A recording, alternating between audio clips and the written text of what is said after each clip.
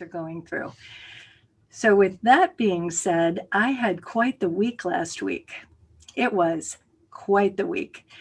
I got a call from my sister on Tuesday, and my father was in the hospital, and it was like we needed to get there and go be with him. So a few hours later, I was on a plane and headed to Nashville, Tennessee.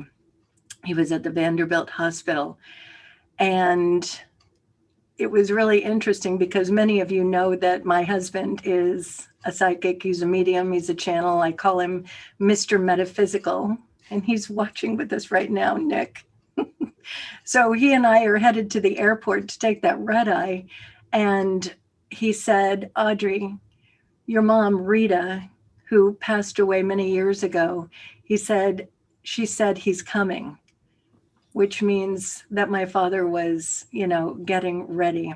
And then we're driving more to get to the airport. And he said, and your Aunt Lil is there with him. And she is literally kind of keeping him there so that we can all go and be there with him.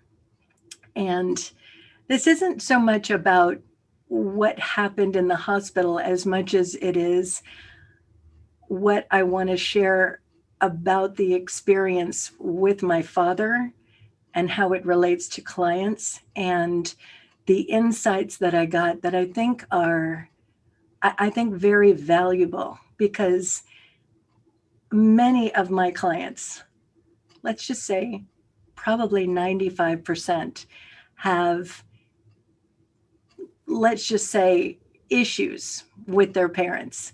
They have resentments, they have anger, they have frustration. They wish their parents had been this, or they wish their parents had been that. And in all of that, I could definitely relate. My mother alone was quite the experience in my life. And one of the things that I teach with my clients is that from 0 to 8 years old, we take on our belief systems about who we are in the experience that we have with those that are around us. So if you think about it, the car analogy that I'm always talking about, the car is the body, the driver is the soul, and it's an energy powered car. And that's going to come in a little bit later in this conversation. So when we're all between 0 and 8 years old, we don't know anything. We're blank slates. We're just little babies growing into toddlers, growing into, little people. And we're in the back seat of the parent's car. So my life, I'm in the back seat. My mother, she's hollering back, yeah, she's cute, but she's not that smart, the dumb one. And she would be saying, you trust people too much. You put people up on pedestals. You're lazy, these things. So I don't know any different. So I take on the beliefs of who I am, listening to her, because she was the main one around. My father was in the military. He actually went to Vietnam. So a lot of it was her influence. And in that influence, I take on a belief system about who I am. And then we, between the ages of 8 and about 14, we start using that belief experience, and we start our belief system, and then we start creating our experiences. And in all of it, we don't know any different. So when I have clients that come in and they say, this was my experience as a child, it's not only what the parent is saying, it's also what the parent is doing. So getting back to my father, he wasn't there for a lot of my period of time that I remember, but I did have some really great fond memories. And for those of you that have seen my Facebook page, there's a picture of me at a pool, and there's my father and my brother. And those were the most fond memories. He would take us to pools and we would go swimming. And it was always like he'd throw us in the air and we'd have such a good time. But then there were all these other memories, like when he did go to Vietnam and not having him around. And then when he came back, he wasn't around, and I didn't know why. I'm just a kid. So there was a part of it for me in growing up where I had expectations of what I thought a great parent should be. And a lot of my clients, when they come in, they have expectations of what they wanted their parent to be, how they wish they could have been something else. And they have a lot of anger, resentment, different things that people hold on to with regard to parents. And the reason that I'm saying this is because I'm just looking. I'm not that unique in my experience with parents. A lot of my clients have had to work through a lot of major issues with regard to them. So, getting back to this experience that I just went to, the really good part of it is in all of my experiences with my father, up until I don't even remember exactly what age, there was a lot of love, there was a lot of respect, there was a lot of appreciation. And I'm going to post tomorrow what my stepmother Frida wrote. My father was really an amazing man on so many levels. And you read this obituary and it's like, I never saw him like that. I never knew him like that because he wasn't in my life like that. We saw him 6 weeks in the summertime and 2 weeks at Christmas. And so I'm reading this obituary and I'm looking at it and it's like, wow, I had no idea. I knew, but I didn't really know how incredibly accomplished he was and what a drive he had and who he was as a person. I mean, in the military, he was a colonel and he did some amazing things that I just didn't know. So, getting back to what I did know, there were parts of it where there was a lot of anger, there was frustration, and there was this like kind of inability to express to him how I wanted to be with him. I had tried to say things at points, and I guess in the way that I was saying it, he would get defensive and he just didn't want to hear it. So it was like this kind of a battle. And it was like, I love you, but at times I really just don't like you because I want this. I'm wanting a different kind of experience with him. So the reason that I'm saying all of this is because I see this with many people. And it's not just with parents. I see it with siblings. I see it with husbands and wives. I see it in all kinds of relationships. We get into a relationship with somebody and we say, I really want it to be like this. And the other person's like, yeah, I really want it to be like this. As an example, I'm looking through these old pictures with my mother and my father when they got married. I had never seen this little photo book that they had of the proofs of their marriage. I'd always had this one picture that I had of them and I treasured it.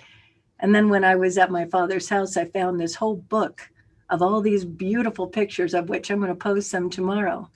So I'm looking at my mother and father, and from my mother, I felt like she never loved him.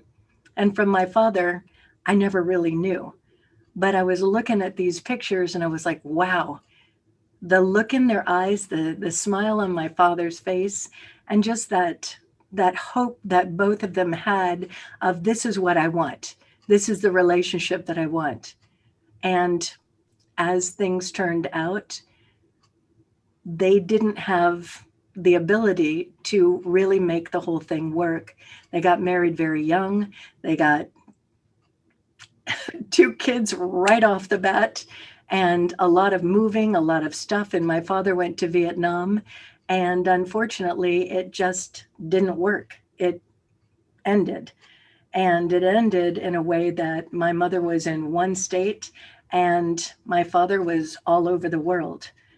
So when you're looking at these expectations that we have, and you're looking at what happens in a relationship with someone, I spent my life having this level of frustration with him, a level of anger, until this one magical moment where I had done a lot of my own work. I became a practitioner. I went and became a hypnotherapist. I really did a lot of interior work. A lot of the stuff that I have my clients do, I put it into this workbook and this tools. And in here are so many things where you're looking at, why am I angry? instead of pushing it away? Why am I frustrated instead of pushing it away? And in this one unique moment that I had, I ended up getting a kidney stone. Now, if any of you have ever had a kidney stone, it is really bad. I've had 3 children and it's way worse. That's So so freaky. it was freaky. And you remember, right? Yeah, because all of a sudden I was sleeping on the couch for some reason, and it's like 3 in the morning, and you're coming downstairs poking me awake saying, no context, just, I'm going to the hospital. I'm like, what the heck do you mean you're going to the hospital? And you're like, just go upstairs, go to sleep in our bed, like, take Melina with you, like, we'll be back in the morning. And we're just like, What happened here? okay. Mom never goes to the hospital. Yeah.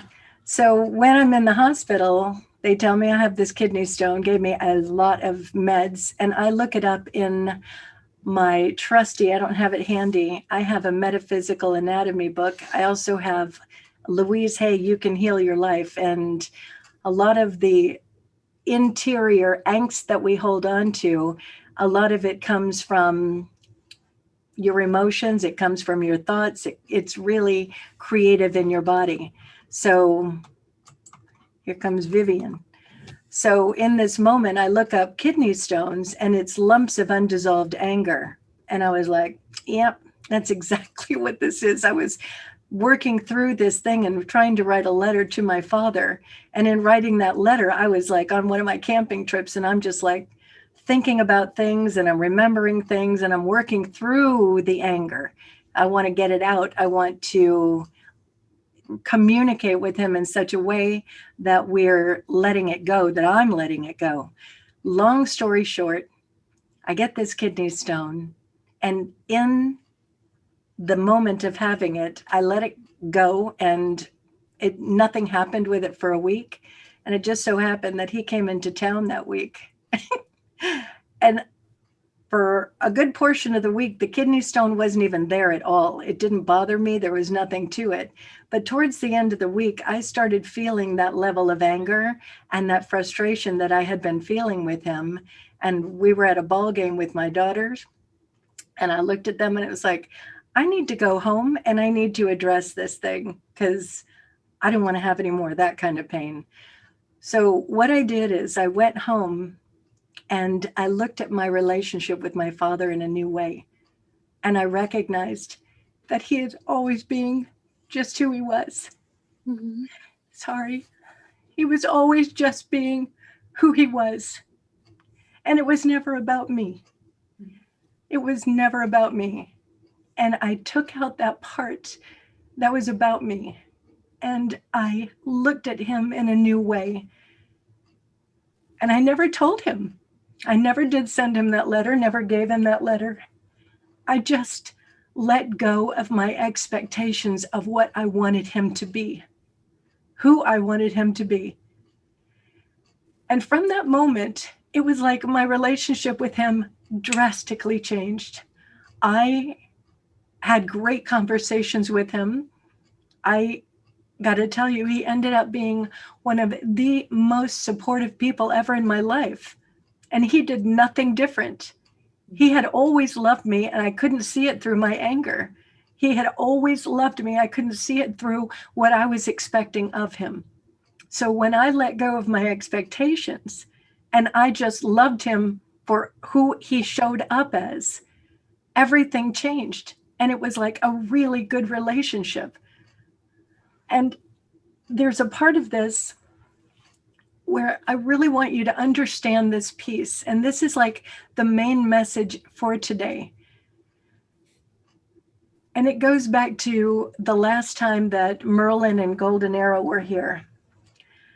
And there was a thing at the very end of the day, I wanted to ask this question because I have it hurts my heart when I think about these kids that are having issues with molestation and things like that. Mm-hmm. And it really just makes me hurt. So being who I am, I have to see it and I have to know what's the truth of this. So these kids are getting help. They're finding their way. They're people that are doing this are getting arrested. Like just recently, they just broke up a huge can you get me a tissue, please? Mhm. They just broke up a huge ring of online pedophilia that had like 400,000 people. And there's a lot that is really coming to a resolve with this. So in my mind, I told Golden Arrow, I was like, I really am struggling because, and this is going to sound crazy. I'm going to tell you, it's going to sound crazy. I said to them, I'm struggling because I see it, I feel it. And then I go over to this resolve of I hold it in the highest. I know that they're finding help. They're getting the help they need. They're arresting people and all that. But it's like going back and forth. And I said, why is this such a struggle for me? And they said, Audrey, a lot of people don't have the same kind of struggle internally that you do with this. They don't feel the same way that you do. The reason that you feel so strongly about this is because in this lifetime you have been a victim. And it was like, oh, there was that part where I had to let go of my own concerns, my issues around that. And then they said, and this is the important part, before they came in, the perpetrator made an agreement. I will be the perpetrator for you. The victim, I will be the victim for you so that we can work through this together, so that we can let this be a done thing. So then, how this relates to now, my father has this basement in his house, and he has an office down there. And I needed to go into the office. And as I'm going down the stairs, it was like, it's also a little haunted, just saying. So going down the stairs, I sat down on the stairs, and I said, I'm going to just be. And I'm going to put a bubble of immunity around me. I'm going to be light. I'm going to just hold my space in this. And I'm literally saying, whatever I'm supposed to see, whatever I'm supposed to know down here, I'm going to know. So I go down there, and it was almost like weird because that little album that I'm telling you about, it was right there. I didn't have to go digging for it, and he had a lot to dig through. I mean, a lot of years of things that he accumulated, but it was right there. And there was another moment where I had this huge insight that's not appropriate for this, but the insight that I had in the moment of like clarity, it's like my father was that for me. He was the greatest lesson to this point that I have ever had. My mother was a lesson, to be clear. She was a lesson. But my father, I didn't realize that I had more built up around him. And when I had that moment and I could look at things with new perception, and I could forgive him, and I could let that go, and then I could be done with it, that was one of my greatest lessons. That was one of those moments for me where it's like, wow, I owned in that moment my worth, my value, who I have ended up being because I had to work through that stuff with him. So in a lifetime, he comes here and he does what he does. Nothing intentional about it, nothing mean, nothing nasty, not on purpose, just being his version of a dad. And I come in as a daughter, and I choose him and my mother. I'm going to learn some valuable lessons through you, or maybe not. But when we do learn those lessons, and you have anybody in your life, you look at it, and one of the main things I always say, the controller is your belief systems. And those 3 buttons on the top that run everything in your life, the intention, attention, and perception. You step back, and I had to step back. And I said, was it my father's intention to do any of that? No, it was never his intention to, in any way, shape, or form, hurt me or make me feel bad. He's just being who he was. He was just being that guy that was in the army and had to go here and there, and whose wife divorced him while he was in Vietnam, and who had all of these things that he had in his own life. So when I could look at it with a new perception, because that's the third button, and I could take my attention, intention, attention, perception, when I could take my attention off of this anger and the level of frustration and all the other things that I had and put it more towards compassion and understanding, then that changed everything. And there's his hair. You see it? Yeah. Does all this make sense? I hope so, because I have to say, when I'm working with my clients and they come in and they're so angry with somebody, I'm asking them, was it intentional? And almost always, almost all the time, I don't know what we're adding here. Oh, no. I'm just looking. Almost all the time, they're saying, no, it wasn't their intention. But I'm still very angry with them. I don't like being treated like that. So they hold on to it. And then the other person does whatever and they hold on to that.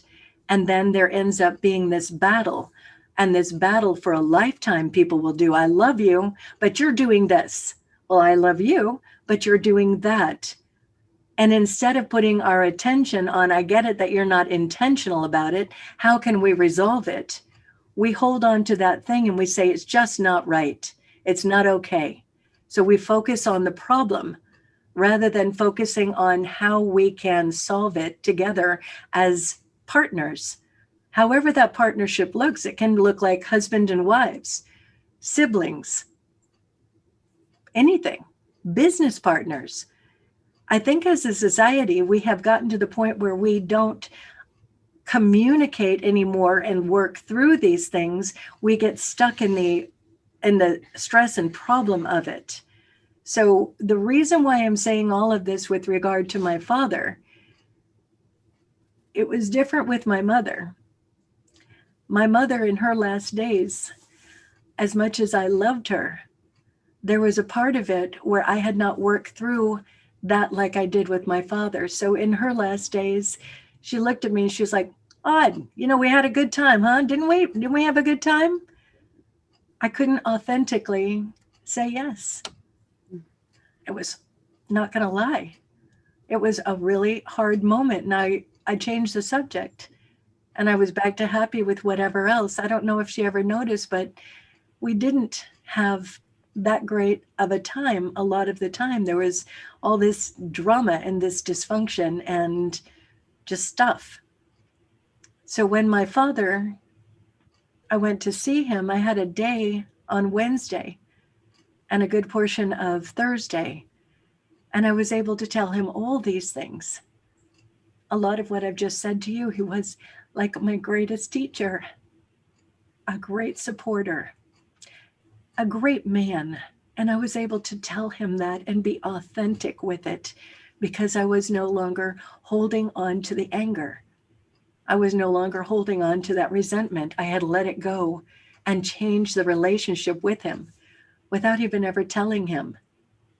But it drastically shifted. So the reason that I say this is because I think in this moment in time, when we're all dealing with so much, a lot. I mean, this is a really big time. I think it's super important to look at each other and look at those people that you love and get, what is this thing?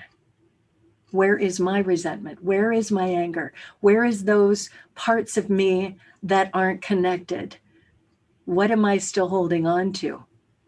And being able to, within yourself, change that perception, change the dynamic, change it for you. When you're changing it for yourself and you're owning a new space with that and you're looking at that person instead of with the anger or all the stuff that we accumulate over a lifetime, and you're able to look at them and say, I get it. I get you. And from this point forward, I'm going to hold my own with you. So if you do something that does make me angry, I'm going to let you know. You made, like, for instance, with my father, you made a plan with me and you're the one that changed it. And it's not okay for the future. I'm holding that constructive communication for the future. Show up. Don't tell me you're going to be here and then not show up. I know it's not intentional. I know it's not on purpose. But for the future, I'm not going to give you a specific time, but you show up on the day. And that's what we did. And he owned that, and I owned it, and it no longer was this thing that wasn't intentional in the first place. So when we take off the part where we are making somebody feel guilty, or that level of anything that looks like shame or resentment or any of that, when we hold them in the highest and we trust that we are now all working as a team, what is working for you? What's working for me? How do we make all of this match? We make better relationships with everyone. And I think if I were to say that in a lot of the stuff that people bring into my office, there is that part where somebody does something back here. Like, I've got my daughter here. In our lifetime, have I done many things back here that didn't make you very happy? Hmm? And I've done many things that didn't make you very happy. Right? And what we do, because I am who I am and Nick is who he is, we look at each other, we get it, we acknowledge it, and we say, I'm willing to adjust my behavior to match. In fact, she's the example that I use for the constructive communication, just saying. She was being a teenager, and it was like, honey, I love you. It was like preteen. It was that time. And I was like, I love you. But when you're doing this, it's not working for me. It hurts my heart for the future. Can you do this? And she was like, what'd you say? I don't remember. You said, sure. Oh, yeah, Mom, no problem. I'll change my behavior. And in a very short period, she went back to doing it again. So the second time, using that constructive communication, it's like, honey, we talked about this and you said you were going to change that behavior. Can you do this? Yes, Mom. This happened 5 times.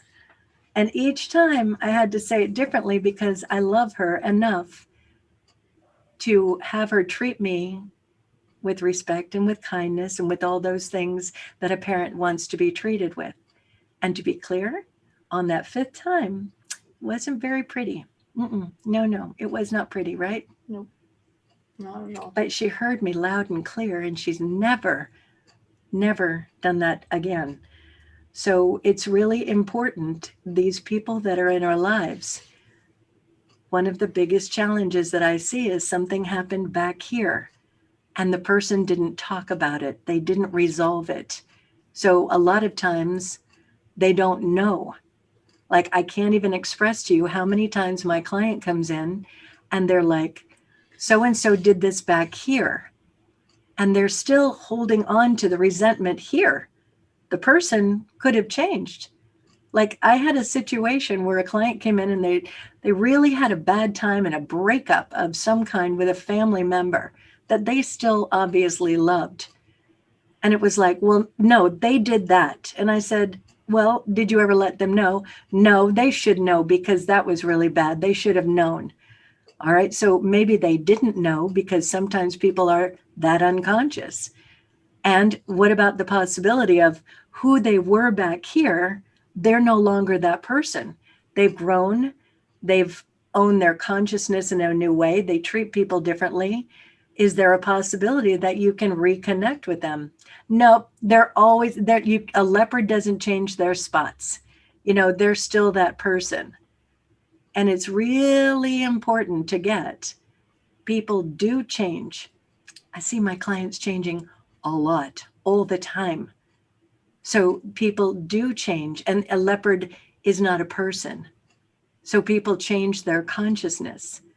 So I want you in your own life to be thinking, is there somebody in the past that did whatever, that you didn't say anything to them and you let them go? is there a possibility that you could reconnect and open up your heart and have a new relationship with them, a new conscious relationship with them? I think too many times, and I've been at the end of it where I've had people literally like dump me. I was like, what happened? I have no idea what I did, but they just let me go. So that hurt, and there was no opportunity for change. There was no opportunity to make things better. So the point of this is I've seen a lot of my clients regain valuable relationships, and not only with people back here, but in the relationships that they're struggling with in the moment. So there's a part of it where you got to look at yourself in it.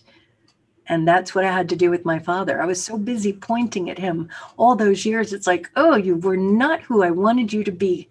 You weren't there. You weren't this, you weren't that, and you're doing whatever. And when I was able to look at myself and change it from myself, then the whole thing changed. I never even said a word to him. I did say it at the end. I did let him know how powerful that was for me and how powerful he was in my life. So when people are making their exit is a little late. You're missing all that good time. And Nick has said this, Merlin or whoever, one of his guides, they said the whole point of being here, of coming into these human bodies, is to fill the vessel with love, to be in love, to be in joy, to be with each other in a way that is conscious. So when somebody's doing whatever they're doing, it's a mirror. What my father was doing was what I was frustrated about. And the minute that I saw it, the minute that I changed it within me, it changed everything. So when you're angry with somebody, when you're frustrated, look and see what you're doing, how you're reacting, what's your perception of it, where has your attention been? It can be as simple as when you have relationships with people. It's like, oh my God, they never take out the garbage. They never do the dishes. They're not doing this. They're not doing that. Attention is on what they're not doing. And they're going, yeah, you're right. I'm not doing that. But the minute you switch it to, oh my goodness, you did the dishes. Thank you so much. In fact, Nick Newmont is a great example of this over the years. He'll do the dishes and not even think about it because he appreciates that we appreciate it. And I don't have my attention on he's not doing this, he's not doing that. When he does the dishes, I'm like, oh, wow, thank you so much. And so we want to do more. People will resonate where you're at with them. And so getting back to my father, he was able to be there at the end in a way where he could just squeeze my hand and he could look at us. Dad just did the dishes. He just did the dishes. He's a good man. So I know I have rattled on, and I don't usually just rattle on like this, but I had such a profound experience with that. And there was another part of it where I have been with my mother when she passed, and he's cooking too. And I was with my dear friend Georgia Bradley when she passed. And now I have been with my father. And there is a beauty to it. And I was telling my family before he passed, I was like, it's like the car analogy. He's getting out of the car. He's just getting out of the car. He's not done. It's not over.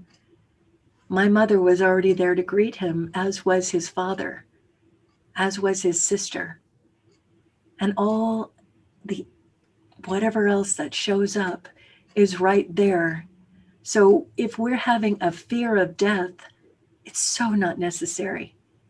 It's so not necessary. It's okay. So as we're there, he wasn't in pain.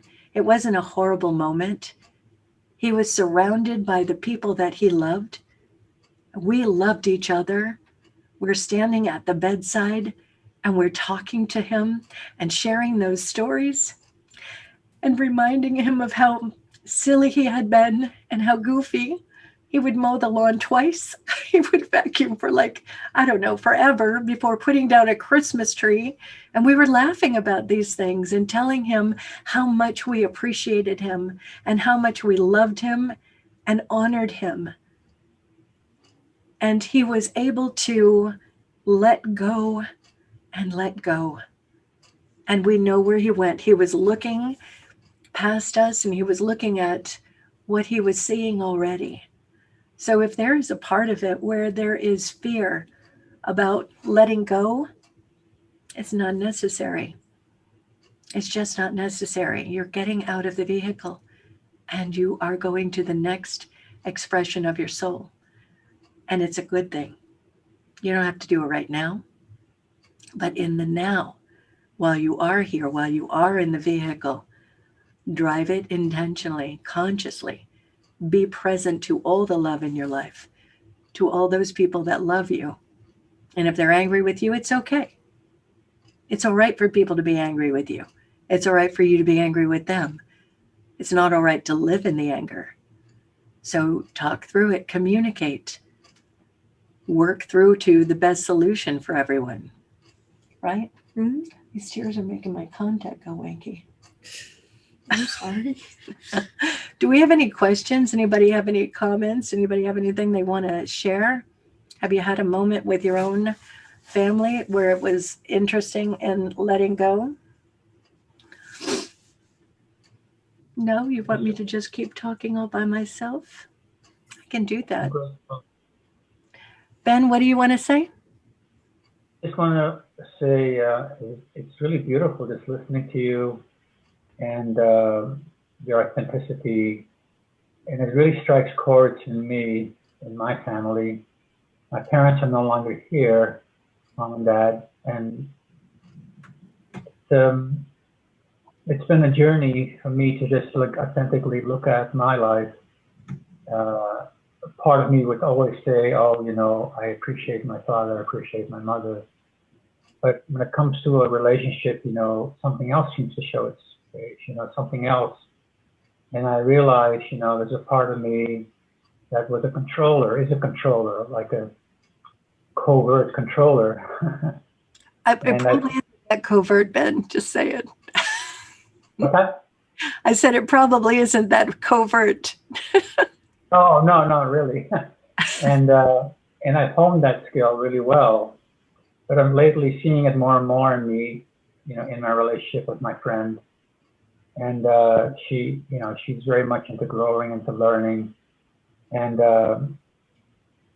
so I'm learning to own up to my own, whatever gets reflected back to me, and just to speak about it more and more. It's been hard for me to speak about my own feelings, but I'm getting better at it. Yay. I think that is where everything is. You know, we get trained that our mind is such a big deal. Our mind is so important. And in reality, the feelings are the most important thing. And when you are able to share them and you're able to recognize them and you're able to own your authenticity yourself, I'm just curious, you have done it to a degree at this point. How does it feel? It feels liberating. Yeah, liberating is it. You know, and I feel more of myself and more self-love. Yeah. And being more timely and learning to be more timely in my, you know, my own self-expression, and honest and authentic with people. With my girlfriend, we're just good friends. It has morphed into just a beautiful friendship, and we've, you know, many times have left each other alone and then come back together again, and I appreciate her very much. I can't get away with anything with her. So it's so annoying. Good job. But here's the thing, when you don't get away with those things, that's where you're growing. And that's where you're being that authentic, really strong man. You know? I said this to somebody not long ago. They said something or another about that. It's like, something about getting away with something. And it was a really interesting moment. It's like, if you're doing something that you feel like you need to get away with, then there's your clue. If there's that, then you want to be introspective and look at yourself, and it's like, why do I need to get away with this? You know what I mean? On a level, it's not a win-win. And usually when I do get triggered and I get catapulted into a painful place, trigger, and I can't see a way out of it, I just say, please don't pursue this with me right now. And, I'll come up with an answer, in the next day or so. And then I think about it. I'm the kind of person, I have to think about it. I think about it. And I realize, oh my God, this, I have to own this, and then I'll call her up and I'll say, something, I am so sorry, I created this, I was controlling, I was manipulating, and because of fear of losing control, fear of losing, maybe being taken over by something, and this is all in my own mind. It's all in my own, old patterns, that were created, I should say, from 0 to 8. And my parents were very lovely people also, and it's hard for me to point any. They were not bad people, No, but like bad people. Parents usually aren't bad people. They're just unaware, and they just have their own belief systems of what they know.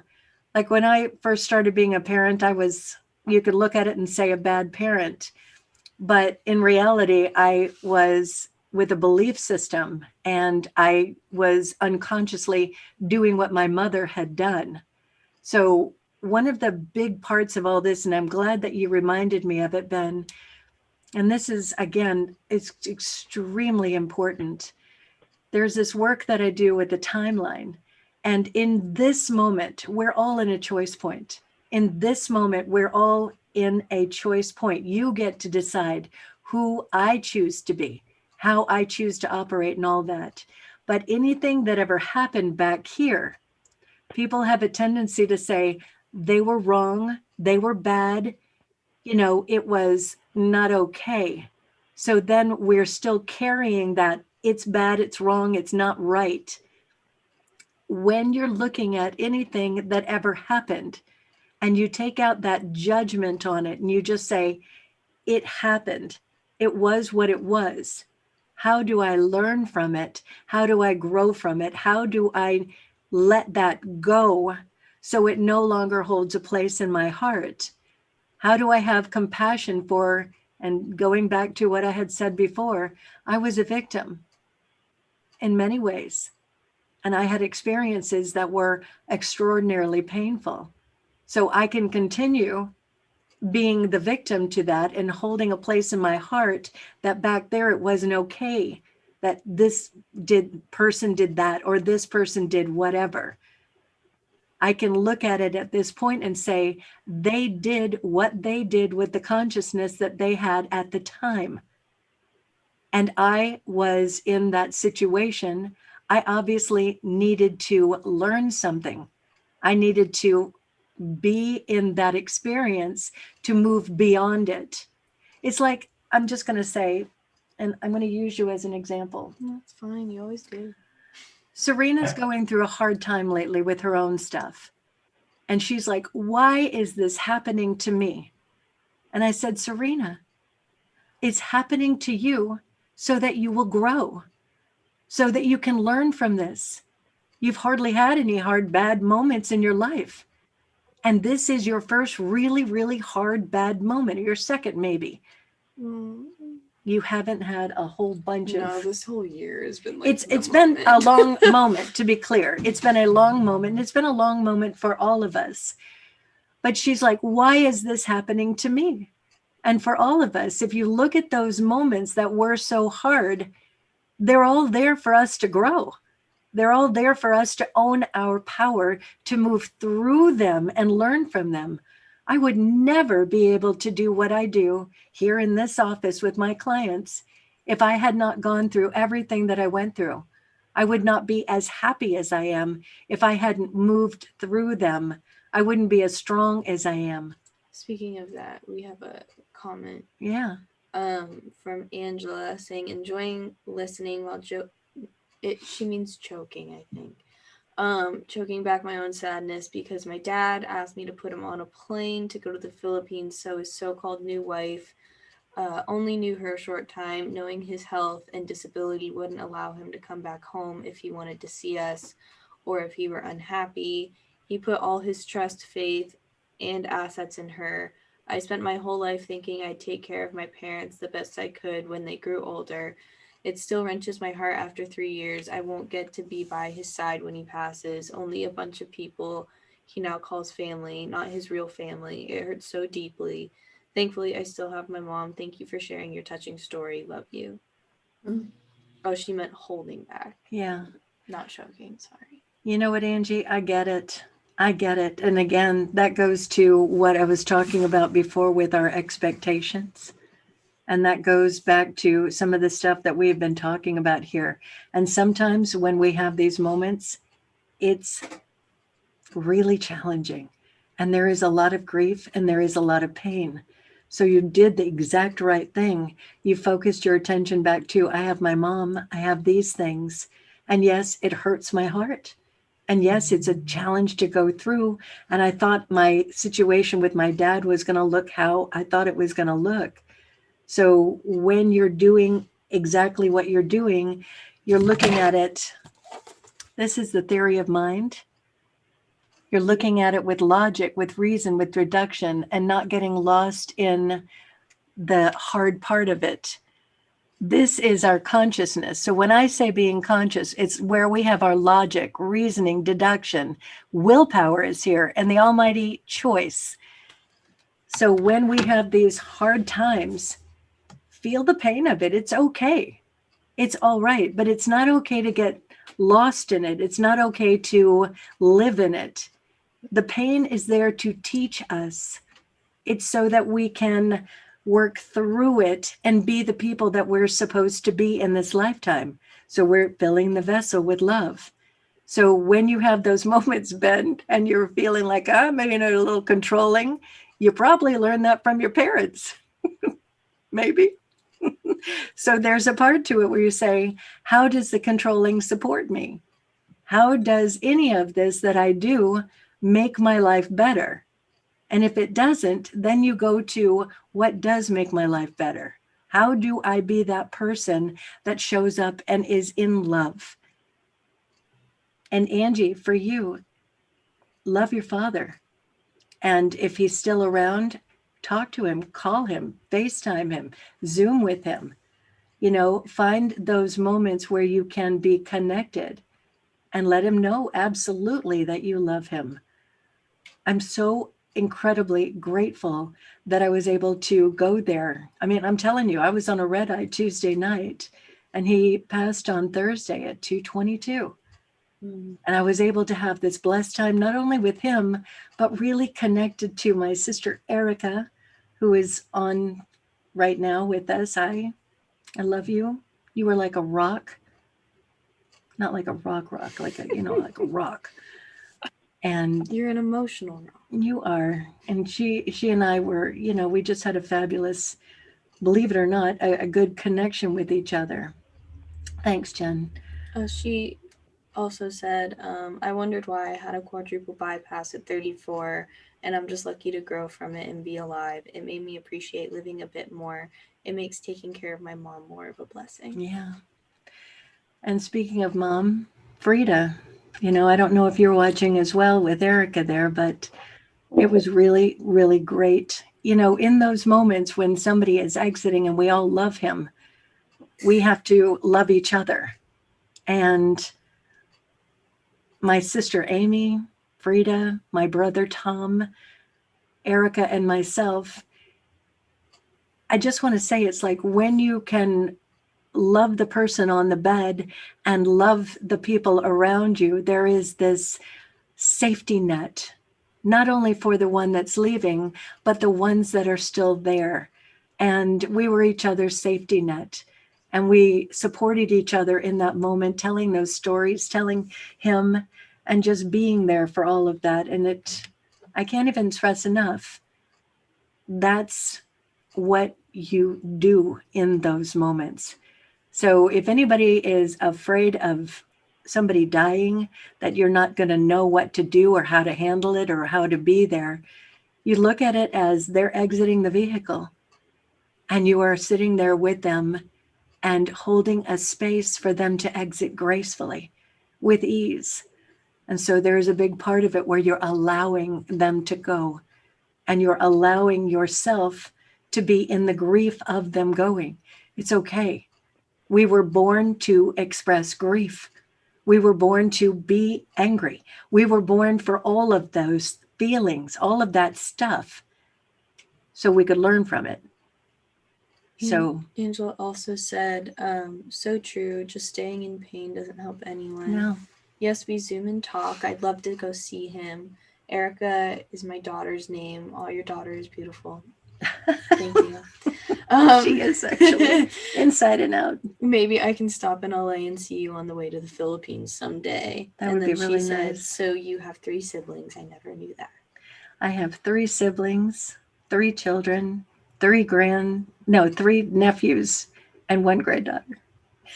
You have 4 nephews. I have 4 nephews. Hudson is a little guy, and I have the other little girl, Ella. I'm thinking the 3 is. At any rate, I have no idea what time it is. It is 7:57. We have a whopping 3 minutes. This was jam-packed, right? I want to thank you guys for being here with me. And next week, I'm going to make it a bit more fun. Today was a little bit more intimate. I've never done this before. I don't know, many of you know, but I used to have a real terror of public speaking. So this is Audrey very much stepping out of her comfort zone. And one of the reasons I can do that is because you guys are on the other end of this. So Heather, thank you. You have been another rock in my life. You're so supportive. Ben, thank you for speaking up and being authentic with us. Kudos to you. Seriously. It's you that helped me to speak, because just seeing someone reflect in me a part of me that I'd like to express more, So here's your homework. It's sometimes difficult, to be as open. Yeah. But I'm letting go of that kind of cliche thing. So come on next week and give us a quick update on all the things that you have done over the week that we can support you with. But we gotta exit here now. Thank you. Your husband. So we got Facebook going over here, and this is our Zoom. So Katie, thank you for joining us. Christina, Angie, one of these days I'm going to get back to Florida. I want to see you guys again. So thank you guys. Erica, love you. If Amy and Frida are there with you, love you guys too. Della, you're on. Della's my sister-in-law. If Tom is with you, send him my love too.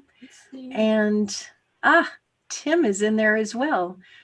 Tim, you've been another great support in my life. Thank you. So I want you guys all to know that I love you all very, very much. And for those that are going to watch us in the future, not live, I love you too. I got a lot of love. I'm filling this vessel, just saying. So join us Tuesday night at 7 on Facebook and on Zoom for Mainstream Metaphysics. You can go to newmontcenter.net to the calendar, and you can see where the Zoom links are and all the things that we've got going on. And I'll be back here for this Conscious Mind Tripping next Thursday at 7. And in the meantime, do something that resonates with you having love in your heart. Do something to step out of your comfort zone this week. Tell somebody something that makes them feel happy, makes you feel happy. Step out and just do something to light up the world a little bit this week. Okay? So much love to all of you. And thanks again for joining us. And you're more than welcome to share this video. Thank you. Take care, guys. Bye. Bye.